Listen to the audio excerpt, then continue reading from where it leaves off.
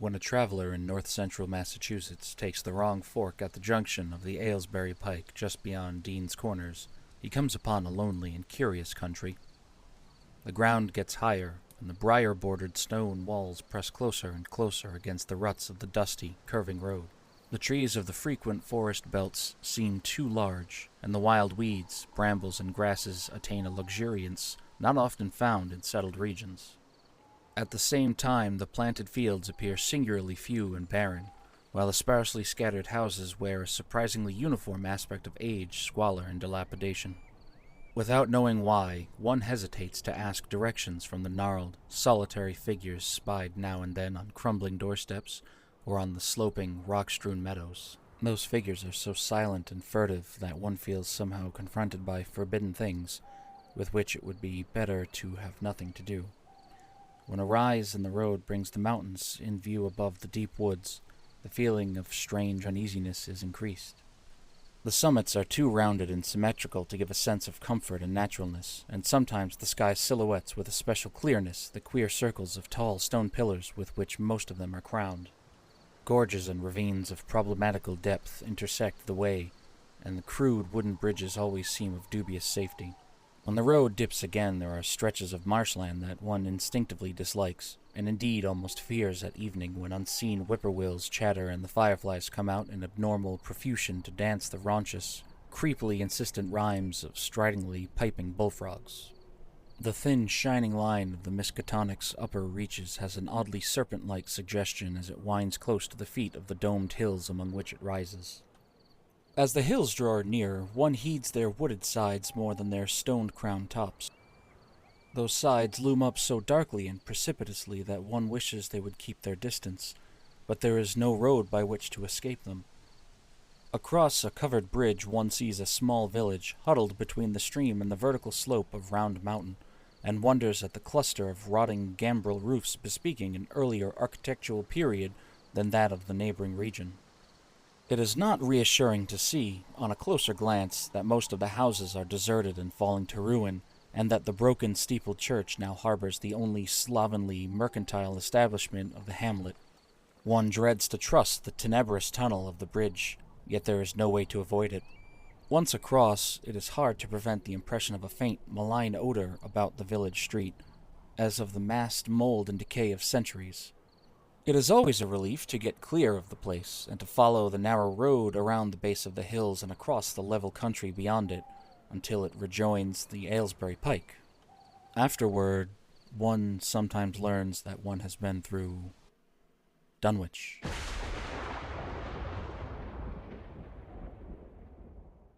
Outsiders visit Dunwich as seldom as possible, and since a certain season of horror, all the signboards pointing towards it have been taken down. The scenery, judged by an ordinary aesthetic canon, is more than commonly beautiful, yet there is no influx of artists or summer tourists. 2 centuries ago, when talk of witch blood, Satan worship, and strange forest presences was not laughed at, it was the custom to give reasons for avoiding the locality. In our sensible age, since the Dunwich Horror of 1928 was hushed up by those who had the town's and the world's welfare at heart, people shun it without knowing exactly why. Perhaps one reason, though it cannot apply to uninformed strangers, is that the natives are now repellently decadent, having gone far along the path of retrogression so common in many New England backwaters. They have come to form a race by themselves, with the well-defined mental and physical stigmata of degeneracy and inbreeding. The average of their intelligence is woefully low, whilst their annals reek of overt viciousness and of half-hidden murders, incests, and deeds of almost unnameable violence and perversity.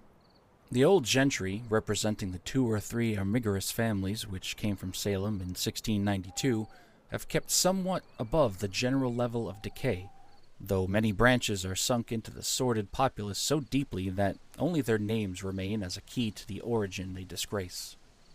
Some of the Whateleys and Bishops still send their eldest sons to Harvard and Miskatonic, though those sons seldom return to their moldering gambrel roofs under which they and their ancestors were born. No one, even those who have the facts concerning the recent horror, can say just what is the matter with Dunwich, though old legends speak of unhallowed rites and conclaves of the Indians, amidst which they called forbidden shapes of shadow out of the great rounded hills, and made wild, orgiastic prayers that were answered by loud crackings and rumblings from the ground below. In 1747, the Reverend Abijah Hoadley, newly come to the Congregational Church at Dunwich Village, preached a memorial sermon on the close presence of Satan and his imps, in which he said, "It must be allowed that these blasphemies of an infernal train of demons are matters of too common knowledge to be denied.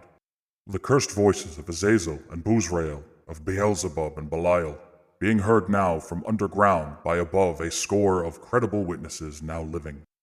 I myself did not more than a fortnight ago catch a very plain discourse of evil powers in the hill behind my house, wherein there were a rattling and rolling, groaning, screeching and hissing, such as no things of this earth could rise up, and which must needs have come from those caves that only black magic can discover, and only the devil unlock."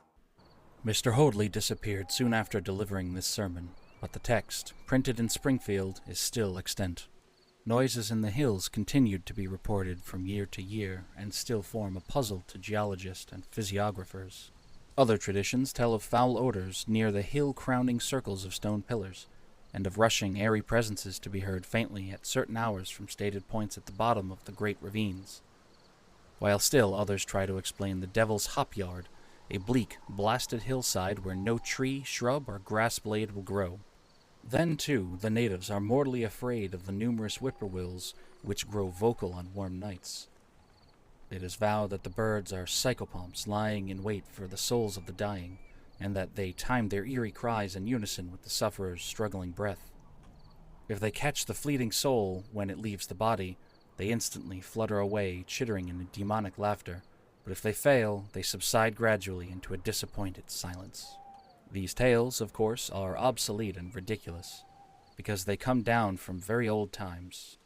Dunwich is indeed ridiculously old, older by far than any of the communities within 30 miles of it. South of the village, one may still spy the cellar walls and chimney of the ancient Bishop House, which was built before 1700, whilst the ruins of the mill at the falls, built in 1806, form the most modern piece of architecture to be seen. Industry did not flourish here, and the 19th century factory movement proved short-lived. Oldest of all are the great rings of rough-hewn stone columns on the hilltops, but these are more generally attributed to the Indians than the settlers. Deposits of skulls and bones found within these circles and around the sizable table-like rock on Sentinel Hill sustain the popular belief that such spots were once the burial places of the Pocumtucks, even though many ethnologists, disregarding the absurd improbability of such a theory, persist in believing the remains Caucasian. It was in the township of Dunwich, in a large and partly inhabited farmhouse set against a hillside 4 miles from the village and 1.5 miles from any other dwelling, that Wilbur Whately was born at 5 a.m. on Sunday, the 2nd of February, 1913. This date was recalled because it was Candlemas, in which people in Dunwich curiously observed under another name, and because the noises in the hills had sounded and all the dogs of the countryside had barked persistently throughout the night before. Less worthy of notice was the fact that the mother was one of the decadent Whateleys, a somewhat deformed, unattractive albino woman of 35, living with an aged and half-insane father about whom the most frightful tales of wizardry had been whispered in his youth. Lavinia Whately had no known husband, but according to the custom of the region made no attempt to disavow the child, concerning the other side of whose ancestry the country folk might, and did, speculate as widely as they chose. On the contrary, she seemed strangely proud of the dark, goatish-looking infant who formed such a contrast to her own sickly and pink-eyed albinism, and was heard to mutter any curious prophecies about its unusual powers and tremendous future. Lavinia was one who would be apt to mutter such things, for she was a lone creature given to wandering amidst thunderstorms in the hills and trying to read the great odorous books which her father had inherited through 2 centuries of Whateleys, and which were fast falling to pieces with age and wormholes. She had never been to school, but was filled with disjointed scraps of ancient lore that old Whately had taught her. The remote farmhouse had always been feared because of old Whately's reputation for black magic, and the unexplained death by violence of Mrs. Whately when Lavinia was 12 years old had not helped to make the place popular. Isolated among strange influences, Lavinia was fond of wild and grandiose daydreams and singular occupations, nor was her leisure much taken up by household cares in a home from which all standards of order and cleanliness had long since disappeared. There was a hideous screaming which echoed above even the hill noises and the dogs barking on the night Wilbur was born, but no known doctor or midwife presided at his coming. Neighbors knew nothing of him till a week afterward, when old Whately drove his sleigh through the snow into Dunwich village and discoursed incoherently to the group of loungers at Osborne's general store.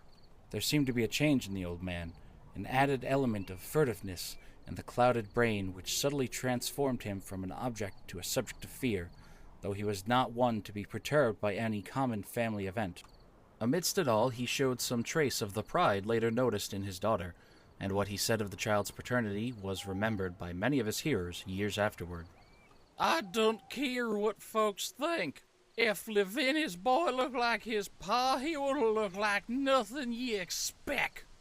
You needn't think the only folks is the folks hereabouts. Lavinia's read some and has seed some things most of ye only tell about. I calculate her man is as good a husband as ye can find this side of Aylesbury, and if ye knowed as much about damn hills as I do, ye wouldn't ask no better church wedding nor hearing. Let me tell ye something. Someday you folks'll hear a child o' Lavinia's a-calling his father's name on top o' Sentinel Hill." The only persons who saw Wilbur during the first month of his life were old Zachariah Whately, of the undecayed Whateleys, and Earl Sawyer's common-law wife, Mammy Bishop.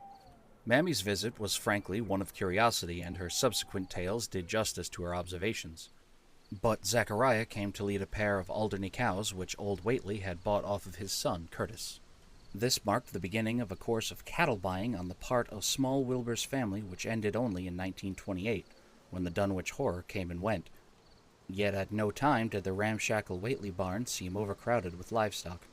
There came a period when people were curious enough to steal up and count the herd that grazed precariously on the steep hillside above the old farmhouse, and they could never find more than 10 or 12 anemic, bloodless-looking specimens. Evidently some blight or distemper, perhaps sprung from the unwholesome pasturage or the diseased fungi and timbers of the filthy barn, caused a heavy mortality amongst the Whately animals. Odd wounds or sores, having something of the aspects of incisions, seemed to afflict the visible cattle, and once or twice during the earlier months, certain callers fancied they could discern similar sores about the throats of the gray, unshaven old man and his slatternly, crinkled-haired albino daughter. In the spring, after Wilbur's birth, Lavinia resumed her customary rambles in the hills, bearing in her misproportioned arms the swarthy child. Public interest in the Whateleys subsided after most of the country folk had seen the baby, and no one bothered to comment on the swift development which that newcomer seemed every day to exhibit. Wilbur's growth was indeed phenomenal, for within 3 months of his birth he had attained the size and muscular power not usually found in infants under a full year of age.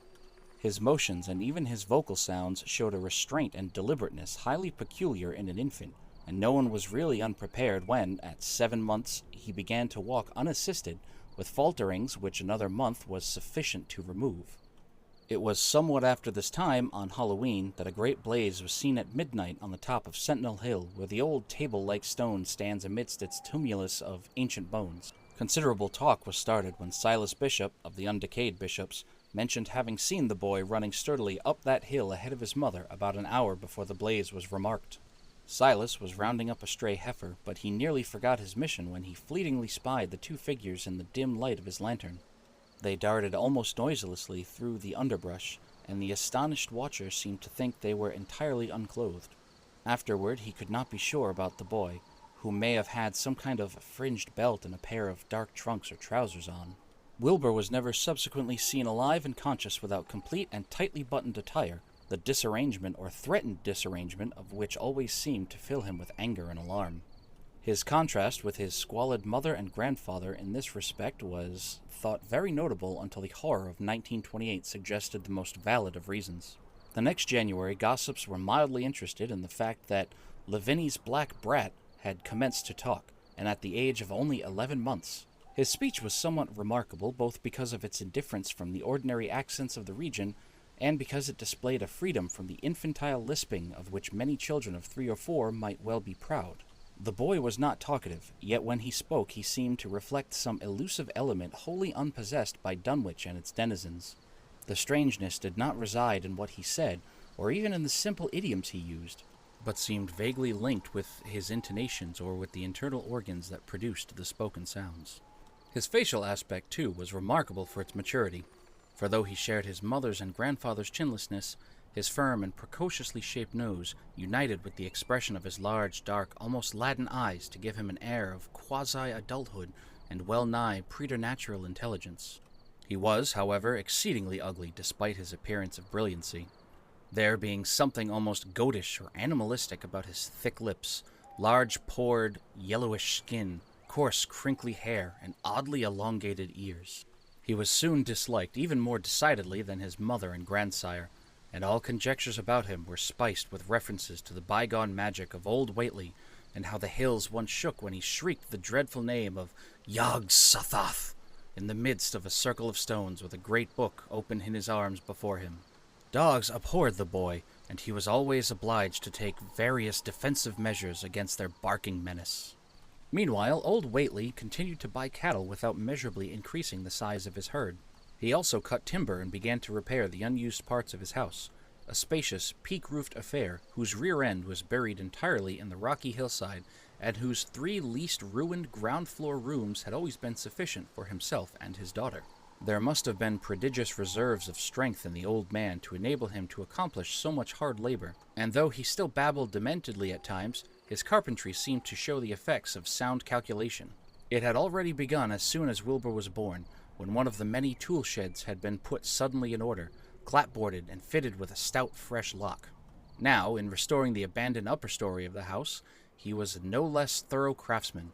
His mania showed itself only in his tight boarding up of all the windows in the reclaimed section, though many declared that it was a crazy thing to bother with the reclamation at all. Less inexplicable was his fitting up of another downstairs room for his new grandson, a room which several callers saw, though no one was ever admitted to the closely boarded upper story. This chamber he lined with tall, firm shelving, along which he began gradually to arrange, in apparently careful order, all the rotting ancient books and parts of books which during his own day had been heaped promiscuously in odd corners of the various rooms. "I made some use of 'em," he would say as he tried to mend a torn black-letter page with paste prepared on the rusty kitchen stove. "But the boy's fitting to make better use of 'em. He'd orter have 'em as well sot as he can, for they're going to be all his learning." When Wilbur was a year and 7 months old in September of 1914, his size and accomplishments were almost alarming. He had grown as large as a child of 4 and was a fluent and incredibly intelligent talker. He ran freely about the fields and hills and accompanied his mother on all her wandering. At home he would pore diligently over the queer pictures and charts in his grandfather's books, while old Whately would instruct and catechize him through long, hushed afternoons. By this time the restoration of the house was finished, and those who watched it wondered why one of the upper windows had been made into a solid plank door. It was a window in the rear of the east gable end, close against the hill, and no one could imagine why a cleated wooden runway was built up to it from the ground. About the period of this work's completion, people noticed that the old tool house, tightly locked and windowlessly clapboarded since Wilbur's birth, had been abandoned again.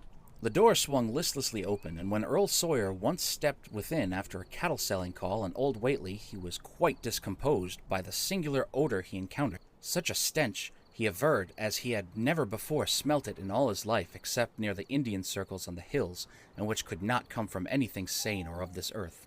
But then, the homes and sheds of Dunwich folk have never been remarkable for olfactory immaculateness. The following months were void of visible elements, save that everyone swore to a slow but steady increase in the mysterious hill noises.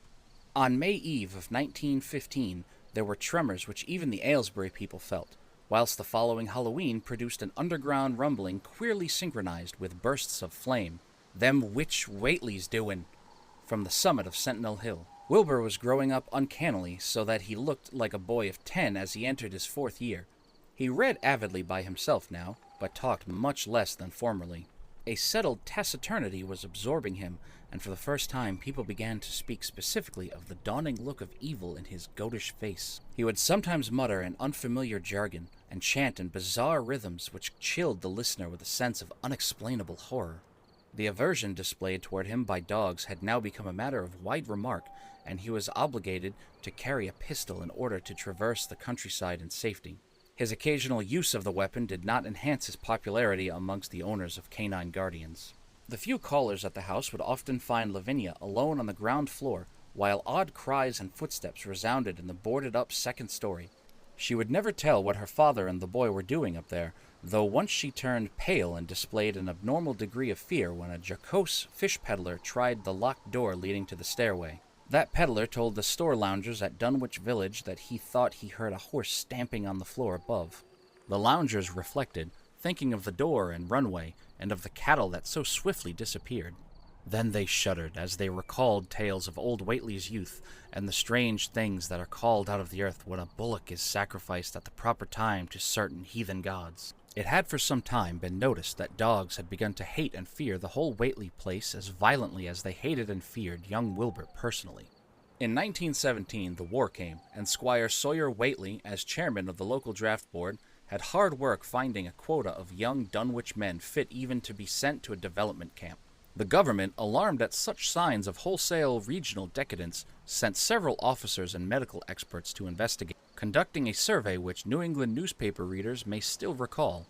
It was the publicity attending this investigation which set reporters on the track of the Whateleys and caused the Boston Globe and Arkham Advertiser to print flamboyant Sunday stories of young Wilbur's precociousness, old Whately's black magic, and the shelves of strange books, the sealed second story of the ancient farmhouse, and the weirdness of the whole region and its hill noises. Wilbur was 4.5 then, and looked like a lad of 15. His lips and cheeks were fuzzy with a coarse, dark down, and his voice had begun to break. Earl Sawyer went out to the Whately place with both sets of reporters and cameramen, and called their attention to the queer stench which now seemed to trickle down from the sealed upper spaces. It was, he said, exactly like a smell he had found in the tool shed abandoned when the house was finally repaired, and like the faint odors which he sometimes thought he caught near the stone circles on the mountains. Dunwich folk read the stories when they appeared and grinned over the obvious mistakes. They wondered, too, why the writers made so much of the fact that old Whately always paid for his cattle in gold pieces of extremely ancient date. The Whateleys had received their visitors with ill-concealed distaste, though they did not dare court further publicity by a violent resistance or refusal to talk.